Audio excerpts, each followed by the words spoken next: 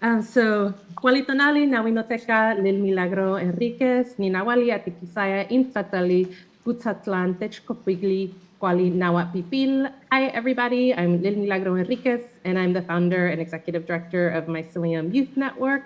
I'm also detribalized Nahuat Pipil, which is from Gutzatlan, which is now known as El Salvador. My family comes from a small town. They're known as Atikisaya, which is the place where two rivers meet.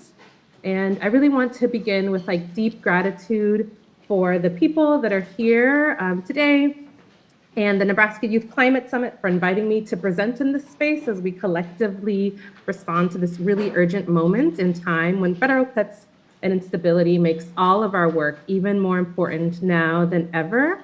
I also want to honor and respect the fact that I am currently in Ohlone territory, which is unceded Ohlone territory in California, and wanted to begin by actually sharing a song from a tradition that I practice, Mexicano tradition, as a way to honor land and space.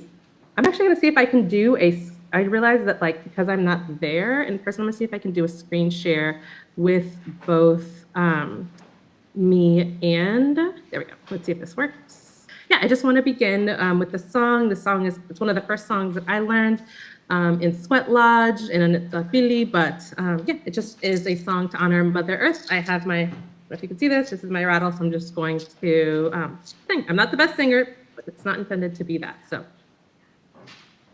actually, let me go to the next slide before I do that. But here we go. Wetonansing, tonansing, wetonansing. Wetonansing, tonansing, wetonansing. Ipamenowali koyoyo shalti, klaklo klamatli tonansing.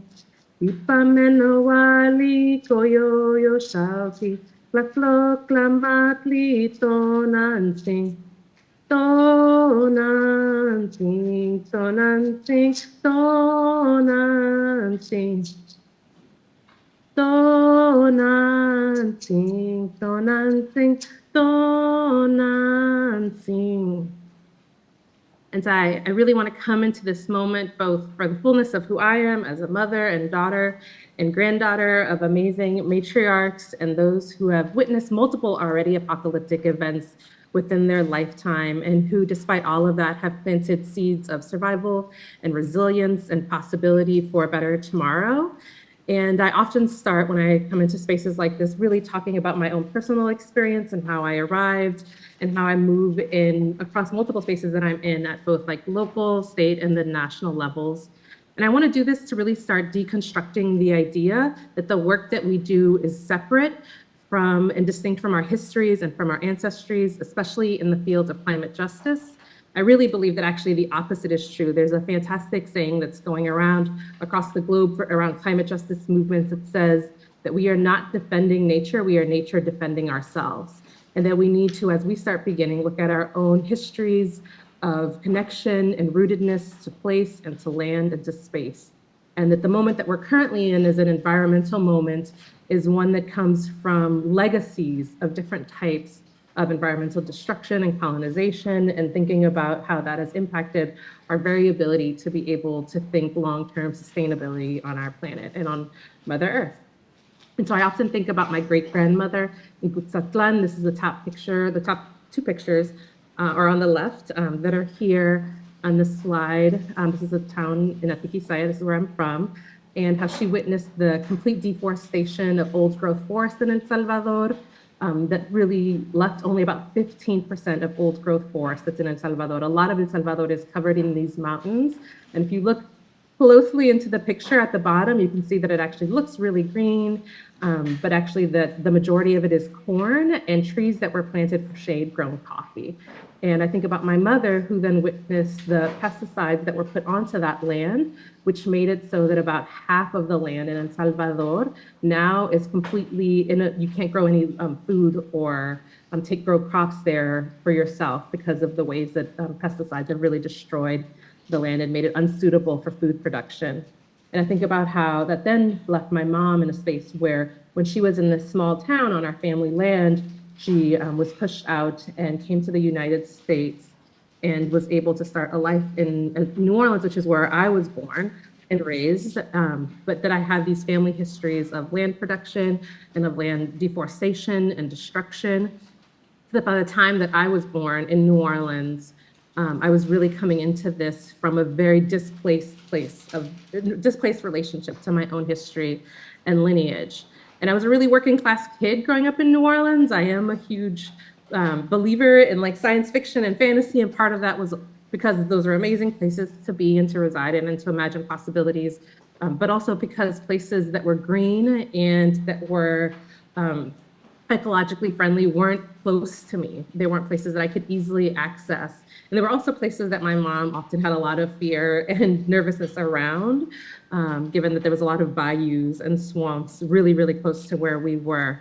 And so, but grew up with this really false binary of me separate from nature, and the ways in which my connection to land wasn't one that was deeply held. And it really wasn't held until I went off to college and started working, and then went back to El Salvador, Cutzatlan, and started working with Nahuat Pipil peoples, which is the detribalized people that I'm from, and started learning about what that connection looks like, and then realizing that these things, this connection to Tonantzin, to Mother Earth, are actually my birthright, that it's all of our birthrights to be able to have this deep relationship to place and space, and that, again, we are nature defending itself, especially in this moment of environmental crisis. But even in that, and even as I was learning about those histories, recognizing that for me on a professional level, there weren't things that I can deeply connect with. You know, I had my background in organizing is one that was really immigrant and labor rights focused. I've worked at like Service Employees International Union for the Justice for Janitors campaign, Padres and Jóvenes Unidos, and other different labor and immigrant rights spaces. But the climate space itself for me felt difficult because these were relationships that I was only slowly starting to cultivate myself. And then, you know, I moved to California, got my master's degree here, and was starting a PhD here. And then the climate crisis and environmentalism hit home for me in a really, really deep way. And there's this fantastic quote that says that climate change will manifest as a series of disasters you're viewing through your phone with footage that gets closer and closer until you're the one directly experiencing. And that's exactly what happened with me in 2017. I was the founding staff member for the school, Roses and Concrete Community School. I was the director of organizing, and I was trying to get my PhD in theology, systematic theology at the same time, and I had two small kids. And I remembered I was feeling a little bit overwhelmed through trying to do all of it. And so in my spare time to de-stress, I'd spend a lot of my lunch hour leading Dungeons and Dragons games with these fifth graders. They were absolutely incredible. And then in 2017, the Tubbs fires happened. And I remembered seeing it on the news and smelling the smoke here in California. California is now known for having a wildfire season. It's actually its own season now. And that year, the California wildfires burned through 1.5 million acres of space in 1 year alone. So it's about a little more than a third of the size of El Salvador. And when I even say that number, 1.5 million, it's something that's difficult for my mind to grasp, to be able to think through in terms of the sheer destruction that was present. And I remembered seeing these students at the school that I was at, particularly the fifth graders that I was playing D&D with, coming out of their classrooms to the classroom where we were and having to walk through this really hazy playground and complaining about their eyes burning or their headaches that they were getting or having nosebleeds because of the smoke. And I remember thinking, this just feels like it's not okay and that our children really deserve so much better than this. And I remember having a conversation with one of the students in particular. His name was Khalil. He's in some of the big pictures on our Mycelium website from a long time ago. He's just graduated high school this year. But seeing Khalil and talking to him, and I'm like, oh my God, this feels so scary. What do you think about what's happening? And he said to me, that it was scary and it felt really frightening, but that what made all of it worse was that adults weren't talking about it with them, and that actually was terrifying to him.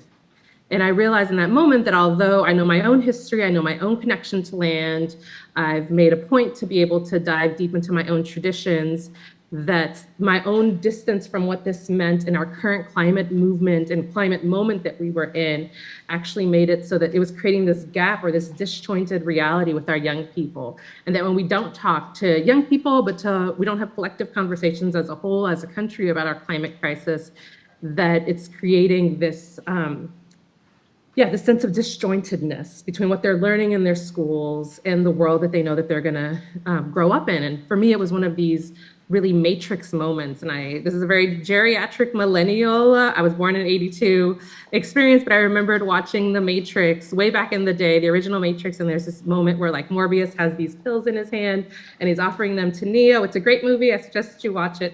And there's a red pill in one hand and a blue pill in the other.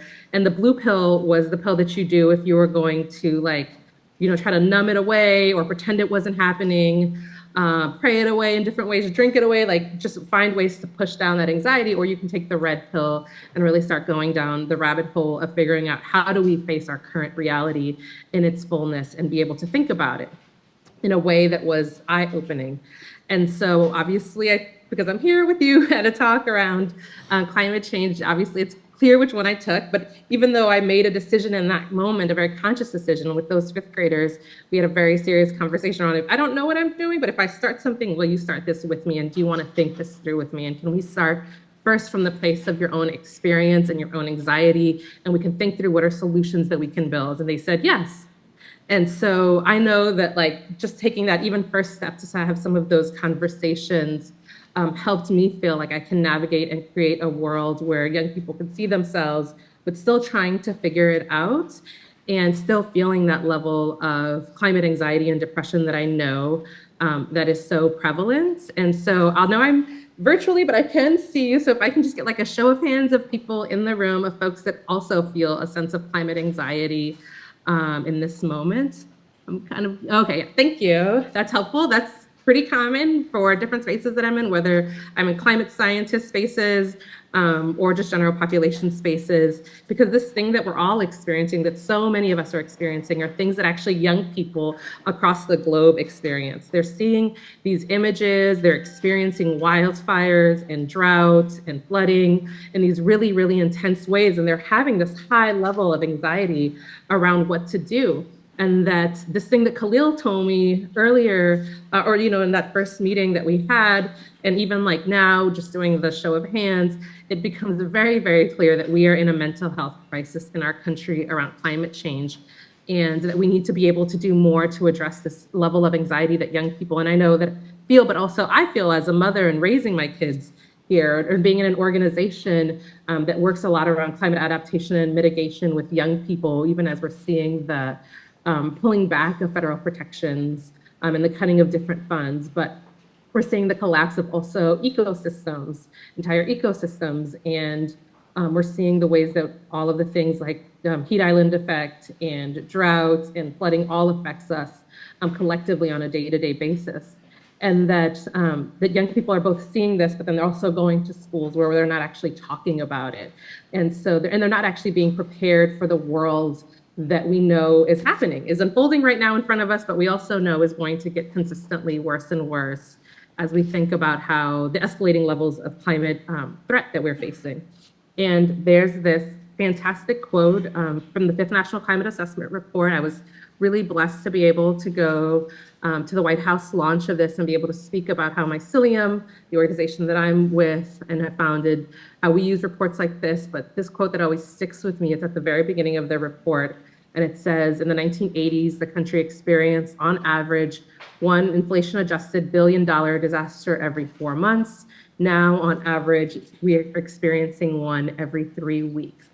And this, to me, was such a mind-blowing figure, because it is clear that if our educational systems are not catching up to the kinds of systems to the kind of workforce development that we need, and that we're going to increasingly need in the next 5 to 10 years, that's going to be a huge problem for all of us, and that we're seeing young people, like I said, experiencing these things, but not knowing exactly where to be able to channel, where they can do with that energy. And so they're experiencing things, they're seeing things, but we're also seeing the ways in which the images that are present, both in popular media and in popular culture, as well as the things that are happening in the news, are actually really matching closely some of the dystopic futures that we see in popular culture. You know, this top image is one from, again, a dated reference from the 90s, but from Terminator 2 Judgment Day. And then one of them is from the wildfires that happened this year in California.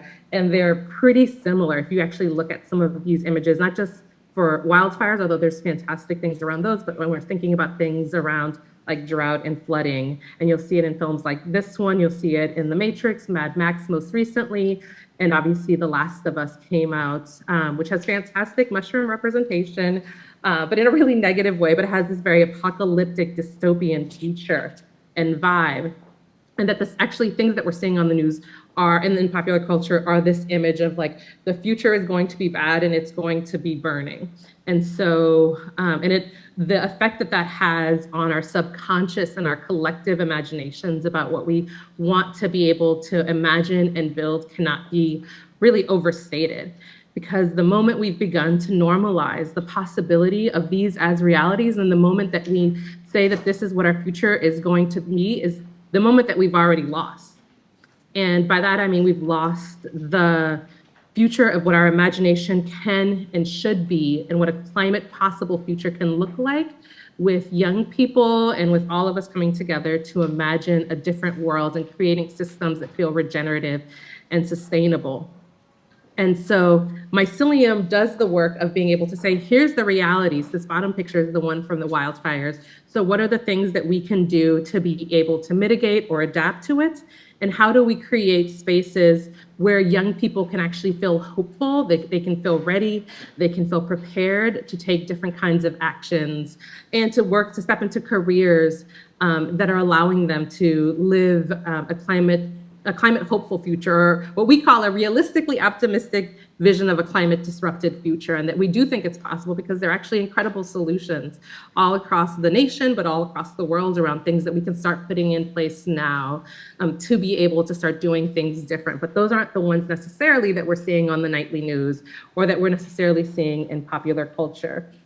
And what we've found is that actually when we give young people the space to communicate, when we give young people the space to tell us the kind of world that they want to see, when we actually work with and alongside young people, not just having young people as a check the box, are you here kind of participation, that actually young people do create these imaginative, hopeful climate futures, and which is really incredible and beautiful. And that they actually start thinking and acting from a place of hope rather than from a place of despair. And it's that hope that actually motivates and pushes for public action, because as a collective, as a country, but also as a world, again, with the idea of we are nature defending ourselves, we need to not lose hope. There's a fantastic quote that I really love that says that, like, I'll just read it, but people speak of hope as if it's this delicate, ephemeral thing made of whispers and spider's webs, but it's not. Hope has dirt on her face, blood on her knuckles, the grit of the cobblestones in her hair, and just spat out a tooth as she rises for another go. And so we think about this a lot at Mycelium. I think about this a lot in the work that I do, is how do we manifest an active practice of hope, even when it feels incredibly, incredibly difficult? We often say at Mycelium, I often say that if young people, if we cannot imagine the world that we want to build, or if we cannot imagine a world that is possible, that is hopeful, then how are we supposed to build it? And how are we especially supposed to build it with Mycelium, with our young people at Mycelium Youth Network? And we really try to envision and enact a world where young people can freedom dream a moment in a world beyond the one that we're currently in. Because this is the work of Mycelium Youth Network. We really look at taking the best of different scientific thinking. So we take some of those national climate assessment reports. We take EPA data, which is, obviously EPA and NOAA are now changing, but and data recommendations are changing, but we take NOAA and EPA data. We use climate matching tool, like apps and maps around things that are happening in our community. And we say, okay, how do we be able to take all of this information as educators and then put it make it accessible to be able to put into practice for young people? and that a lot of that is really pulling from our ancestral traditions, our cultural traditions, traditional ecological knowledge, nature-based solutions, and putting that alongside solutions that we can actually start implementing in the immediate. A lot of our programming and our curriculum is really based on like, what are the things that we can do immediately and now to be able to make a difference for the world, and push young people themselves to start dreaming the impossible and making the impossible possible through creating solutions at their school sites, but also from taking a really hard look at what our current reality is and the things that we can do and put into place to be able to change the world and to change their worlds. Because I fundamentally believe that the point of education is to understand our history, to understand what is coming in our future, and to be able to actively prepare for that. And so the way that we do that is, like I said, through these ancestral traditions and practices. We pull from like local knowledge. We combine that with some hard scientific cutting edge science and data. There's actually, like I said, a ton of amazing solutions that are already out there for things that we can be directly and should be directly implementing it today. And then we work with youth around youth leadership and youth engagement to then say, okay, so what does this look like for you? What are the ways that you're seeing this enacted or can see this enacted in your schools and in your communities? But it's always from, again, that place of practicality. And so we have 4 main strands that we do this through.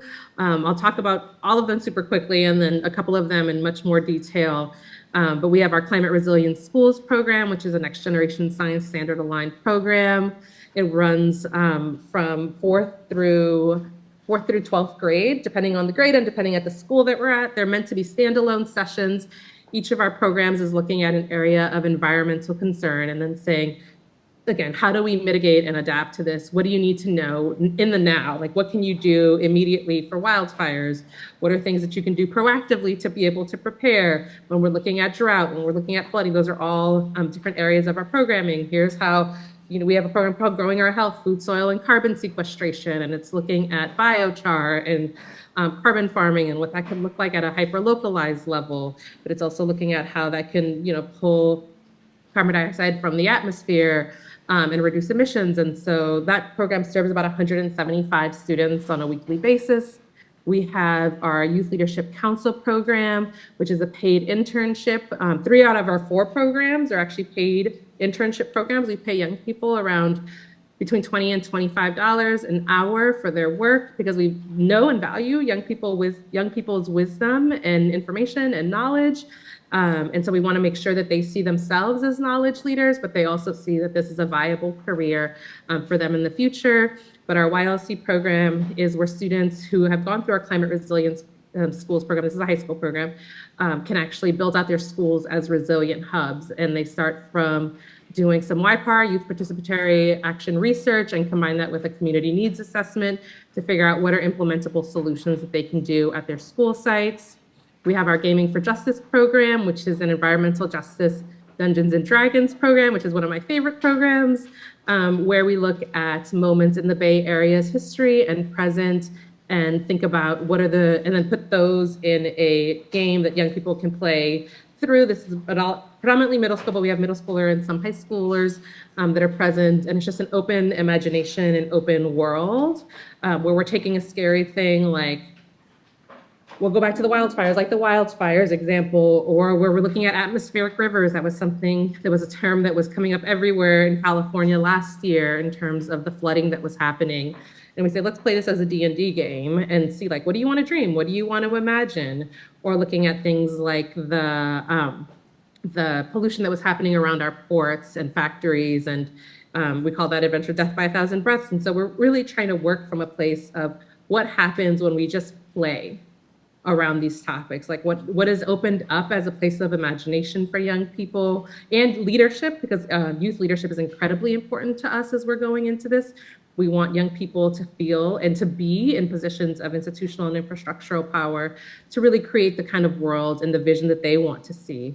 And then we have our Data Warriors program. And our Data Warriors program is one where it's our evaluative arm is what we call it, of our program and of our organization. And it's, again, paid student position where students come in and define with us the metrics of success. Because we as adults, as educators, as climate leaders, understand what success looks like around the climate space, but we really want to create something that actually feels like success for young people, for high school students, and for early career professionals or like alumni or students that have graduated from our programming. And we want them to define that with us in order to be able to help shape our curriculum. So it's a little bit about our programming. And it's really important that as we're doing these programs, that we're really moving at the speed of trust, the trust that young people have with us, but also the trust we have in each other as a community and the work that we're doing. When we start building this level of trust, then Mycelium is able to have young people grow the level of influence that they have. So whereas a lot of our programs start in, for example, the classroom, then that can move to, okay, let's have a school to school collaboration. We have some students that are participating in regional planning around shoreline adaptation and mitigation work with other students across the larger San Francisco Bay Area, Oakland-based, San Francisco-based, here in California on the West Coast. And so we want students to see and grow themselves and their leadership across those multiple levels. We also really want them to start thinking about what their own identity is in relationship to this and how that's going to move alongside the curriculum that they're learning.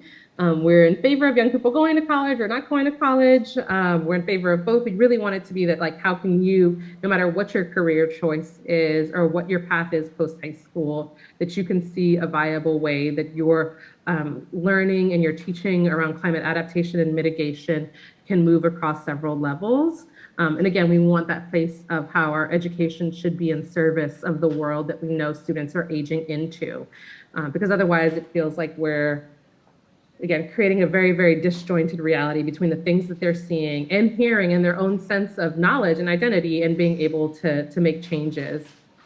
The other way that we really do a lot of with young people around hopeful climate future, sorry, not yet. I went too soon. Is that we really try to create spaces for youth to be freedom dreaming a different world. So, like, what does it look like if we can let go of all boundaries around what we're told how change happens and just go into a space of full imagination and possibility and just see what happens, not for a place of like, okay, now we're going to build a very practical plan from this, but just, what happens when we just create spaces for play and how that there's been multiple studies that have shows that when you create spaces for play, it just opens up your brain in a whole different level to even looking at everyday problems or creating practical solutions to things just from creating that space of play.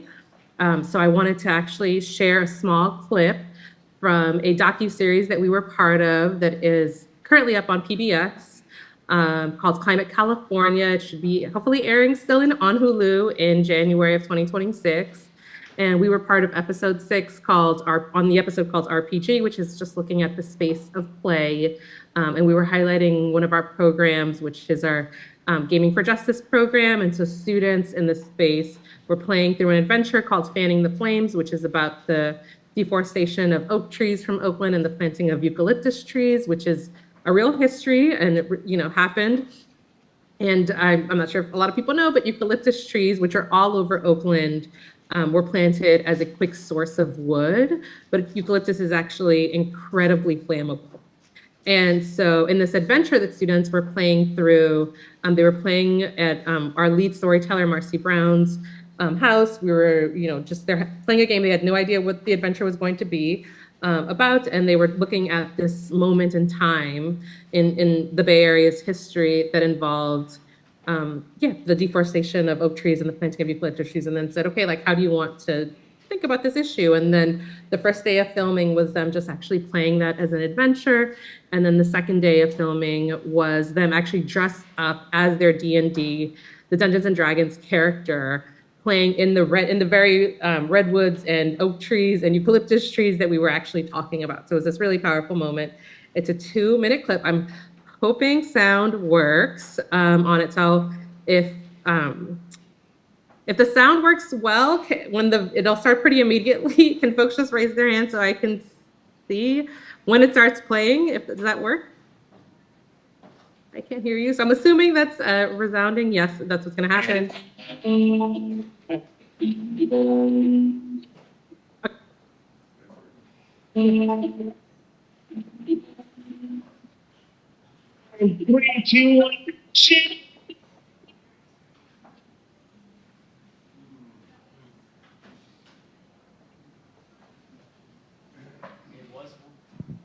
It was working. It's no longer working. I don't know why.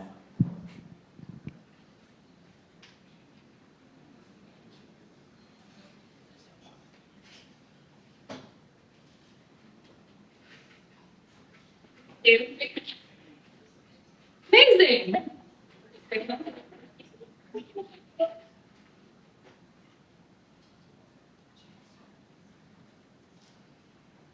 A show of hands, were people able to hear that? There wasn't a lot of audio, like speaking, but if people can raise their hands if you were able to hear that. Oh, looks like nobody was able to hear that. Okay. Was it just a little part at the beginning and the end that was audio, or? It was just music on this thing. And then at one point I said, "Are you with us?" I was trying to I was trying to get my Zoom. Right, it's fine. We can Sorry. keep going. There was no actual talking in it. It was just the video, and there was a lot of music beyond me saying, "Are you with us?" But so I really actually love that clip. I'll just keep going. I really love that clip because it really goes into, again, that place of radical possibility and imagination that we really try to work with at Mycelium, and acknowledging both historical legacies and historical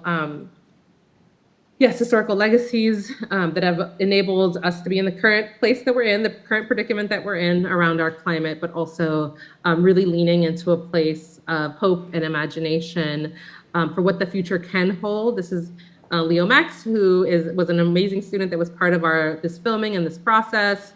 Some students that were also part of the process at the very, very bottom. And then this map at the top is our adventures that we currently have for our Gaming for Justice universe. It is supposed to mimic the Bay Area, but with mycelium strands underneath.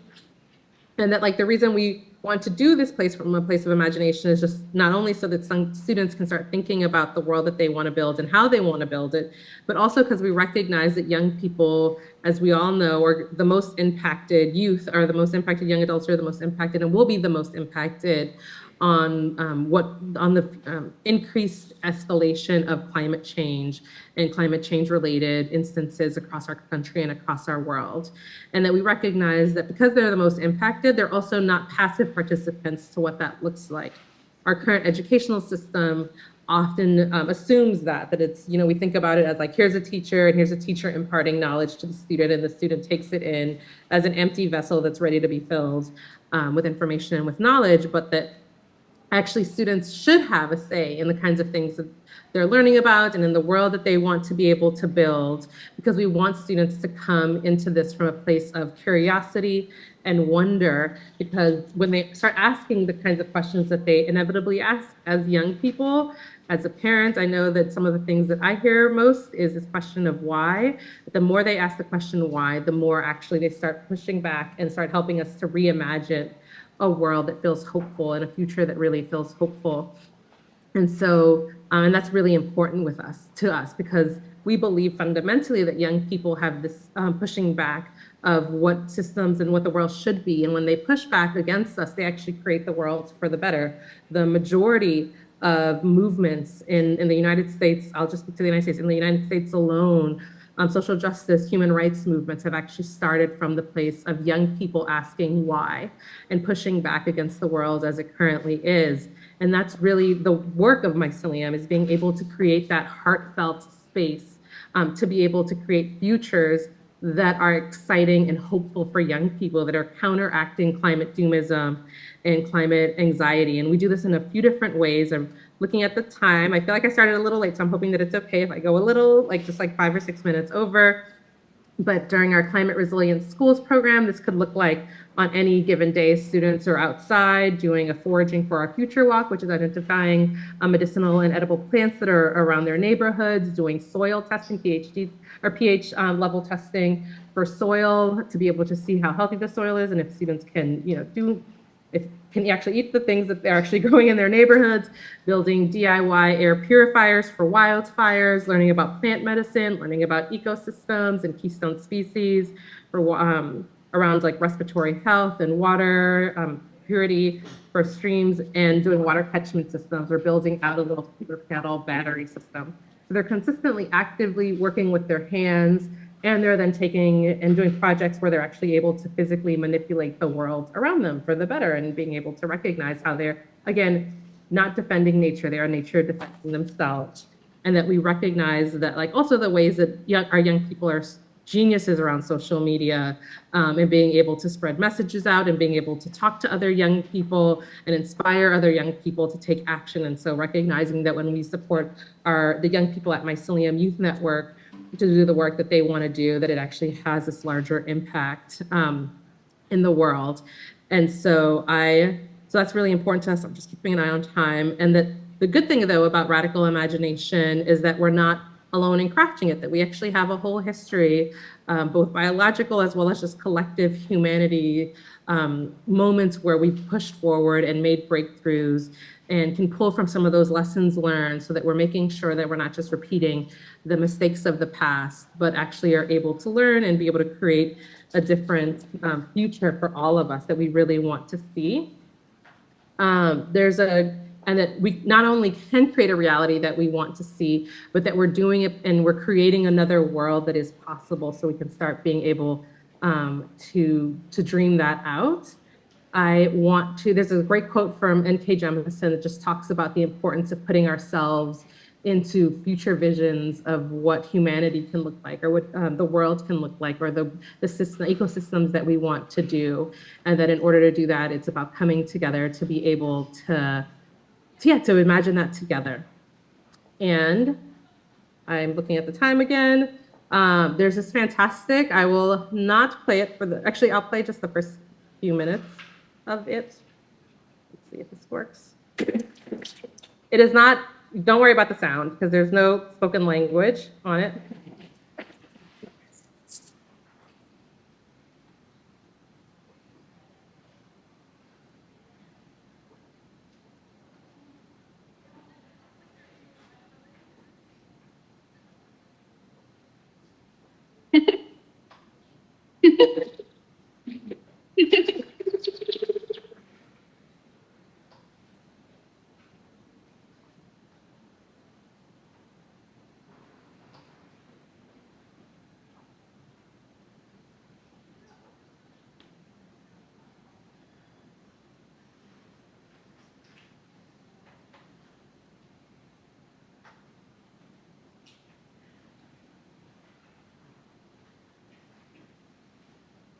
For the sake of time, I'll stop there.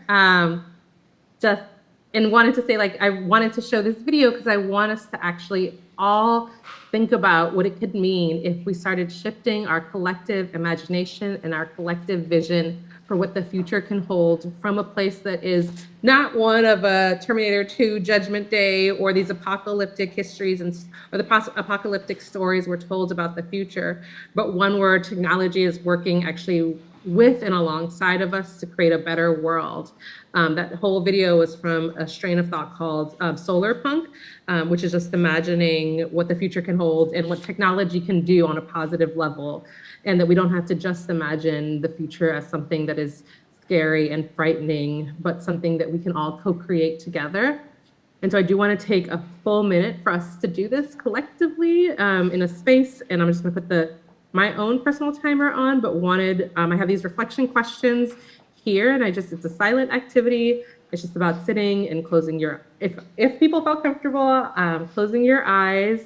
Obviously consent matters, but if people feel comfortable closing your eyes, and I'm just gonna ask these two questions that are really important. So I'm just gonna put 1 minute on the timer, and so close your eyes. We can all take a deep breath together. And I'm gonna ask these questions. And the first question is, if you, what is the world that you want to imagine? What does it look like? What does it smell like? What are the activities that people are doing in the space around you? How does it feel? What is the world that you want to leave for our children and our children's children? I know this is a youth summit, but think 10, 15 years in the future, what could that world look like? 20 years, 30 years? What becomes possible when we open up completely our imagination to the world we want to see? What feels good about that world?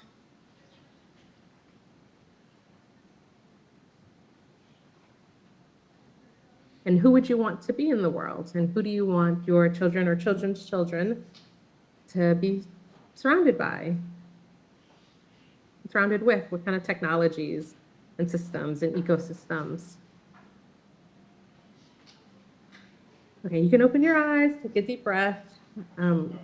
This is so much the work that we do at Mycelium is just creating spaces, again, to just dream the world that we want to dream into existence, and then taking collective action to be able to make that happen at a local, regional, state, national level, for all of us. And so we always want to hold on to that space, especially as adults, or young adults in this space, or as we're just moving through the world of not just going into like what is incrementally possible, but what is the world you want to build, and how does that help wake you up and help motivate you and keep you going to have that hope as an active fighter for the future in many ways.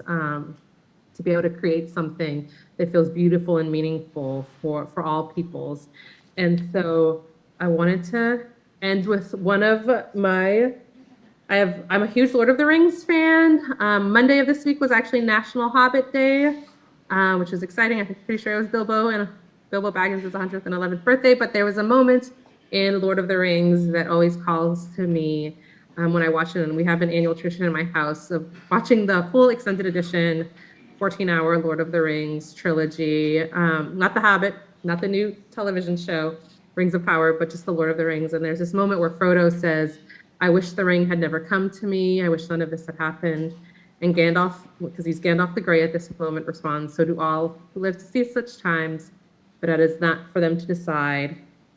All we have to decide is what we do with the time that is given to us." And I just really appreciate and love this quote as we think about this, like what does it mean to be able to move forward? This is some of our students from our Gaming for Justice program doing shoreline mitigation work around, anyway, shoreline health and planting seeds and removing invasive species. So that is really my talk. I do have time for Q&A, and I would love to be able to hear some of the questions that are there. Apologies for not being able to be there in person. These are intense times that we are living in. But I'm honored to be here with each of you from unceded Ohlone territory / the San Francisco Bay Area. And if you do want to follow us, there's all of these ways that you can follow us. We are actively in the process of creating a video game right now, which we're really excited about.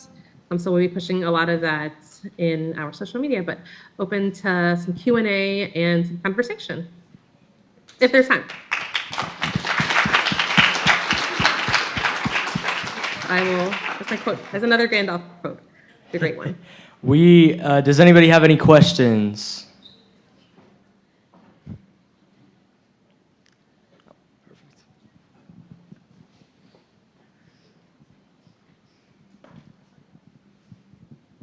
That's a really cool mug, by the way.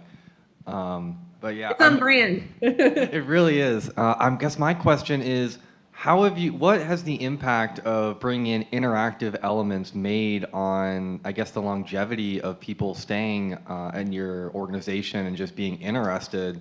I'm really curious about why you even chose D&D and to bring in all these different play elements. That's something that I'm very interested in, and I'm just curious how you feel like it worked out for you. Yeah, that's a great question. So Mycelium, it was started off in a Dungeons and Dragons group. I've always wanted to play D&D when I was growing up. Again, big sci-fi fantasy nerd, and all of my friends growing up, and all of my friends through high school, and a lot of my friends through college, through undergrad, were not nerdy enough to want to play D&D with me. And I was working at this school, and fifth graders are completely comfortable playing nerdy and doing nerdy things like, playing Dungeons and Dragons together and leading these, and letting me lead these games as a way to de-stress. And then for actually the first few years of Mycelium's programming, we actually didn't do any Dungeons and Dragons. So it was very scientific, climate-based work that was, practical, that was every day, that was like, what are the things that we can do and learn?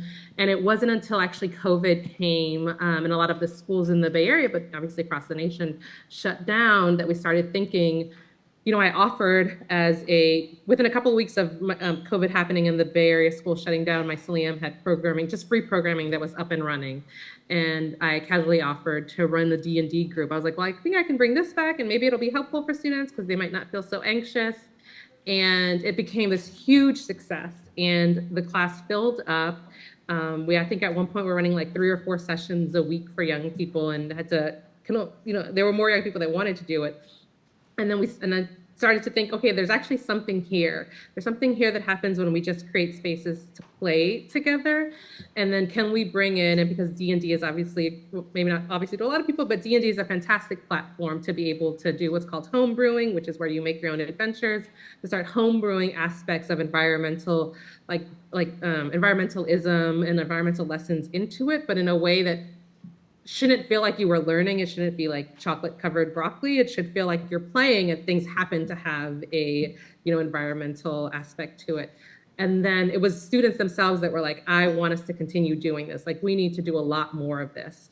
And those students have gone on those are middle school students when we first started, then to become high school students, and now are interested in joining our fellowship program where they're teaching other younger students now, to like middle schoolers, now that they're in high school, that they're teaching middle schoolers and supporting middle schoolers through this. And just creating that spirit of like play and imagination is really, really, really important, just because it's good for spirit. It's good for the soul. It's like helps us like not just focus on the doom and gloom or the hard science of it. It's actually something that feels compelling and, hopefully playful, and that people want to come back for, because it actually feels good to do. And it feels good to play. And so wanting to be able to keep that in our gaming, and then hopefully now in video games, and this video game that we're creating can also be helpful. And there's this quote that I had in my talk, but didn't add in just because of time, but it's that video gamers are actually, there's a study from the Yale Climate Connections that came out, I believe it was either the beginning of this year or the end of last year, that said that video gamers are 15% more likely to take action on the climate than the general population, which is fascinating because that's not how we stereotype video gamers. I'm a huge video gamer, but like from everything from petitions to going to actions, they're more likely to take action because games themselves have taught you, the player, that you're a change maker and that you can make things happen in your world. So I'll stop there because I can go on and on and on around games. Perfect. Awesome. Thank you so much. Let's give one more round of applause to our speaker. Thank you so much. Thank you.